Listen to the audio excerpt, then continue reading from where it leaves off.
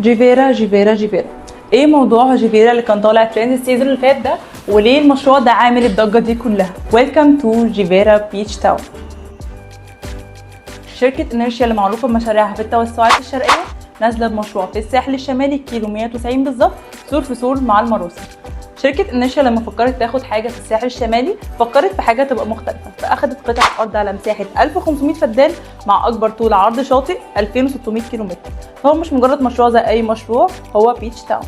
المشروع هيبقى من جوه جيتد، يعني كل فيز هيبقى ليها الفاسيلتيز والثيم الخاص بيها. في ايلا، تخيلوا يا جماعه تبقوا قاعدين حواليكم لاجونز ووتر فيتشرز من كل ناحيه، او زي مرحله كويسايد اللي كلها لاندسكيب وجرينري اريا من كل ناحيه، وغير مرحله كريبس وغير مرحله فير اللي اوريدي اتسلم منها 90%، وده هيحقق لك البرايفسي اللي انت محتاجها.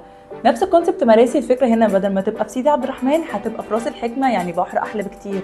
ونيجي بقى لاهم نقطه وهي البرايسز. اسعارهم مناسبه جدا بالنسبه للفاسيلتيز اللي بيقدموها، وده بيخلي مشروع جيفيرا ملوش منافس في الديستنيشن دي خالص. شركه انرشيا قدرت انها تثبت نفسها في الماركت في اقل من سنه، واعتقد دي لوحدها منافسه مش سهله.